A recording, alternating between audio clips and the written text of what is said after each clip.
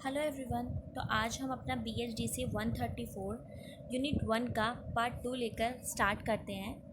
जो पार्ट 1 था उसमें हमने हिंदी गद्य विकास का उद्देश्य, प्रस्तावना, गद्य साहित्य, हिंदी गद्य की पृष्ठभूमि में हमने ब्रजभाषा गद्य, खड़ी बोली गद्य, हिंदी गद्य विकास में हमने हिंदी गद्य का विकास किस तरह से हुआ था, उसके पीछे के कारण, जो स्टार्टिंग में गद्य लेखन की शुरुआत कैसे हुई थी, वो अंग्रेज़ों की इसके पीछे क्या भाषा नीति रही, ये सब पढ़ा था। पार्ट 2 में हम भारतेंदु युग, द्विवेदी युग, प्रेमचंद जी और उनके बाद के युग के बारे में पढ़ेंगे। ओके, तो आज हम स्टार्ट करेंगे भारतेंदु युग। यहाँ पर जैसे कि लिखा हुआ है, भारतेंदु हरिश्चंद्र जी जो थे उनका जन्म हुआ था 1875 में और उनकी मृत्यु का जो सन यहाँ पर दर्शाया गया है वो गया है 1900। ठीक है, भारतेंदु हरिश्चंद्र का जब जन्म हुआ था वो बनारस में हुआ था। बहुत अमीर, बहुत बड़े घर में उनका जन्म हुआ था। 2 सितंबर 1850 को उनका जन्म हुआ था।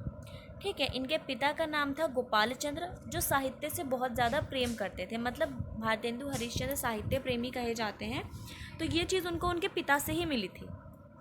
ठीक है, इनके जो पिता थे उन्होंने अलग अलग टॉपिक्स पर, अलग अलग विषयों में काफ़ी सारी रचनाएं की और हिंदी साहित्य को बहुत ज़्यादा समृद्ध किया, उसको बहुत ज़्यादा विकसित किया। इन्होंने सिर्फ नाटक और काव्य ही नहीं लिखे थे, बल्कि इन्होंने कवि वचन सुधा, हरिश्चंद्र मैगज़ीन, हरिश्चंद्र चंद्रिका, इन सब नाम की जो पत्रिकाएँ थीं, ठीक है, उनका भी संपादन किया था। इन सब पत्रिकाओं, जैसे जैसे ये पत्रिकाएं प्रकाशित होती गई, विकसित होती गई, इन पत्रिकाओं की सहायता से, इन पत्रिकाओं की मदद से गद्य का बहुत ज़्यादा विकास हुआ था। भारतेंदु जो थे उन्होंने अपने समय में खड़ी बोली, अपनी गद्यों में किस चीज़ का सबसे ज़्यादा प्रयोग किया था? उन्होंने खड़ी बोली का सबसे ज़्यादा प्रयोग किया था। गद्य में उन्होंने निबंध, नाटक, समालोचना, इन सब की नई नई परंपराएं आपस में विकसित की थी। इनकी रचनाओं में श्रृंगार रस, देशभक्ति, ईश्वर भक्ति और हमारे समाज की जो अवस्था थी वो सब दर्शाई जाती थी।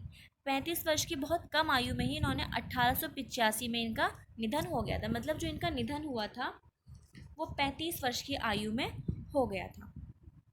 ठीक है, ये निज भाषा के विकास के पक्षधर थे। जो भारतेंदु हरिश्चंद्र थे वो निज भाषा के विकास के पक्षधर थे। अपने टाइम के जितने भी लेखक थे, मतलब भारतेंदु हरिश्चंद्र जी के टाइम के जो लेखक थे, ये उनको मोटिवेट किया करते थे, उनको प्रेरित किया करते थे। ठीक है, उनके प्रभाव जो होते थे, उनके प्रयास से जो भारतेंदु हरिश्चंद्र थे उन्होंने जितना लोगों को मोटिवेट किया, ठीक है, उन सब से लेखकों की एक मंडली यानी कि ग्रुप तैयार हो गया, जिन्होंने भारतेंदु जी की ही परंपराओं को आगे बढ़ाया। अब इन लेखकों के नाम यहाँ पर दर्शाए गए हैं, आप सब देख सकते हैं। देखिए, सबसे पहले भारतेंदु मंडल के जो लेखक थे वो थे प्रताप नारायण मिश्र, उसके बाद प बालकृष्ण भट्ट, पा बद्री नारायण चौधरी, प्रेमघन जिन्हें कहा जाता था, जगन्नाथ दास रत्नाकर, बाल मुकुंद गुप्त, श्रीनिवास दास, राधा कृष्ण दास, राधाचरण गोस्वामी और भी बहुत सारे, लेकिन जो मेन थे उनके नाम यही हैं। इन लोगों ने गद्य में अपनी कलम चलाई का मतलब है इन्होंने गद्य में अपना बहुत महत्वपूर्ण योगदान दिया है। इन्होंने गद्यों की बहुत ज़्यादा रचनाएं की हैं। इन सब लोगों ने जितने भी निबंध, नाटक और उपन्यास लिखे हैं वो सब आज भी जाने जाते हैं, वो सब आज भी नंबर 1 पर ही हैं।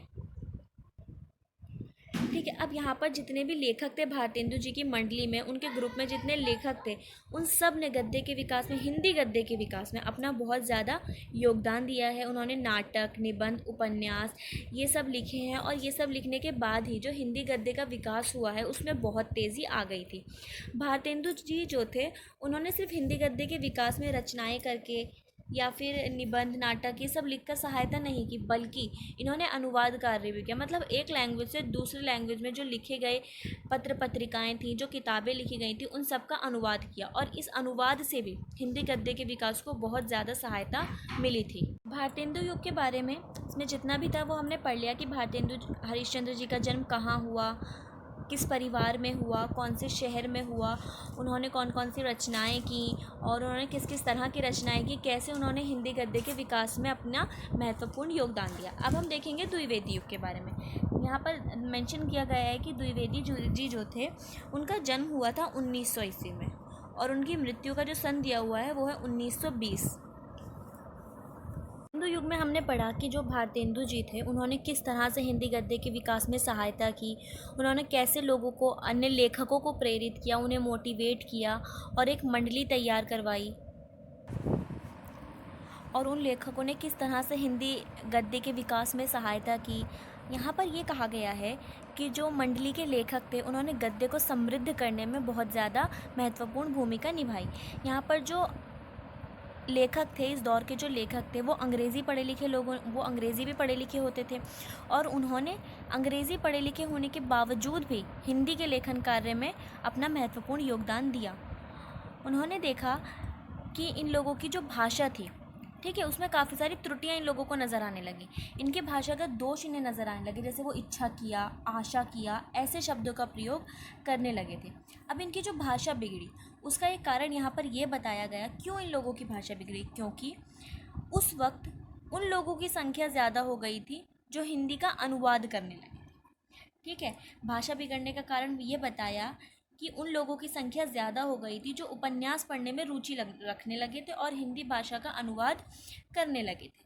ठीक है, उन्होंने सबसे ज़्यादा इम्पोर्टेंट क्या समझा, अपना भाषागत जो दोष थे उसको सुधारना नहीं समझा, बल्कि उन्होंने शब्दकोश यानी कि जो हमारी डिक्शनरी होती है उससे अर्थ लगाकर उनका ट्रांसलेशन करना शुरू कर दिया था। जो मंडली के लोग थे उन्होंने ऐसा किया। अब जब उन्होंने अपने जो दोष थे उनको ठीक करना ज़रूरी समझा ही नहीं और शब्दकोश यानी कि डिक्शनरी से अर्थ लगाकर अपना अनुवादन, ट्रांसलेशन वाला काम शुरू कर दिया, तो जो भाषागत दोष थे उनको ख़त्म करने का काम किसने किया? महावीर प्रसाद द्विवेदी जी ने। जितने भी द्विवेदी युग में, भारतेंदु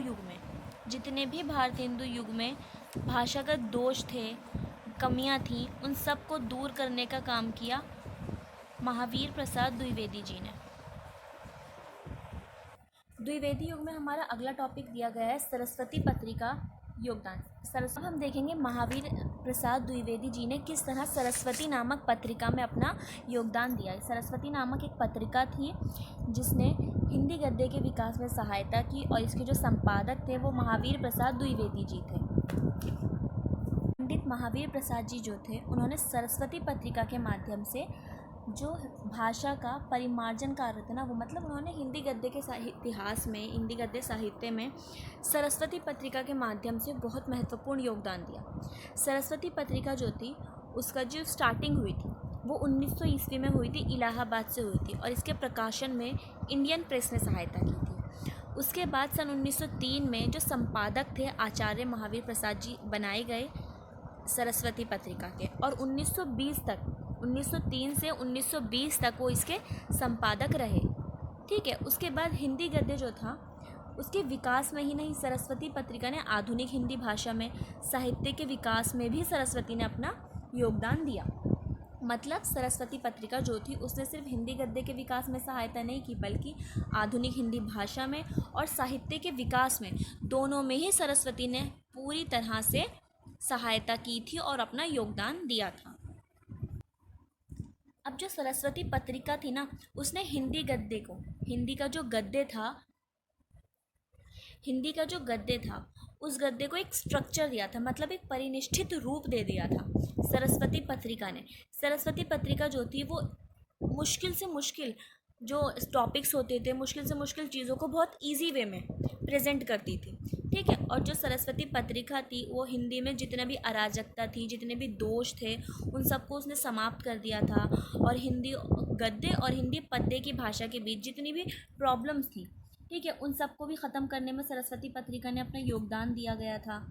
ठीक है, इसी तरह से सरस्वती पत्रिका जो थी उसने महत्वपूर्ण योगदान दिया था हिंदी गद्य के विकास में अपना। अब हम पढ़ेंगे आचार्य महावीर प्रसाद द्विवेदी जी के बारे में। तो आचार्य महावीर प्रसाद द्विवेदी जी जो थे वो स्वयं एक कवि थे। ठीक है, लेकिन कवि के रूप में उन्हें ज़्यादा सक्सेस नहीं मिली। जब उन्हें ज़्यादा सक्सेस कवि के रूप में नहीं मिली तो उन्होंने निबंध, समालोचनाएँ, ये जितने भी लिखी थे, इनकी वजह से उनको बहुत ज़्यादा प्रतिष्ठा मिली, सक्सेसफुल हो गए।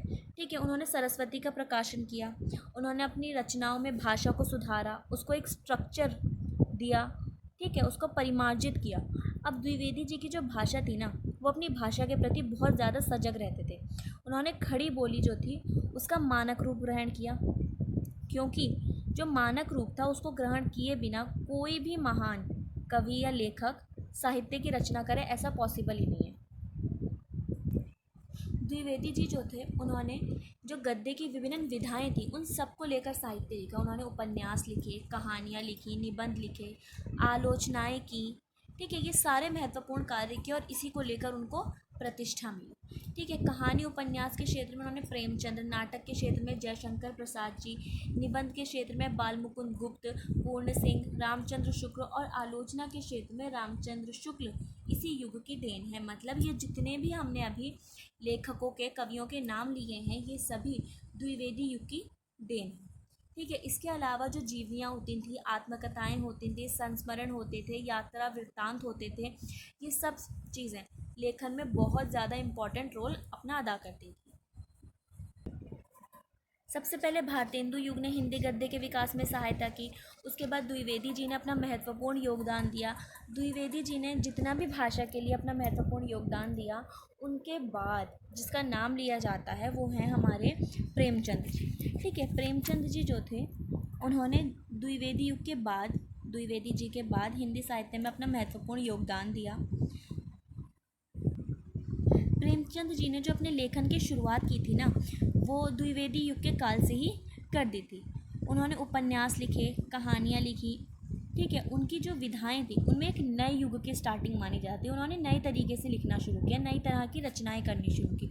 उन्होंने समाज और देश की स्थिति का चित्रण किया। उनकी जितनी भी रचनाएं हमें देखने को मिली हैं उसमें समाज और देश की स्थिति का चित्रण मिलता है। ठीक है, उन्होंने साहित्य की नई नई विधाओं में रचना की। उन्होंने उपन्यास, कहानी, नाटक, निबंध, जीवनियाँ ये सब तो लिखा ही, साथ में उन्होंने अनुवादन का कार्य भी किया। ओके, उनकी कहानियों में हमेशा समाज का ही किसी न किसी समस्या, परिवार की किसी न किसी समस्या, हमारे समाज में जितनी ऊंच नीच, बुराई ये सब विद्यमान था, उन सब का कहीं ना कहीं वर्णन मिलता ही रहता था। यूनिट 1 हमारी यहाँ पर बिल्कुल ख़त्म होती है। नेक्स्ट वीडियो में हम यूनिट 1 के इम्पॉर्टेंट क्वेश्चंस को डिस्कस करेंगे। इसके अलावा अगर इस यूनिट से रिलेटेड आप लोगों के मन में कोई क्वेश्चन हो या कोई ऐसा पॉइंट, कोई ऐसा पार्ट जो ना समझ में आया हो, तो आप कमेंट सेक्शन में मुझे बता सकते हैं। Okay, thank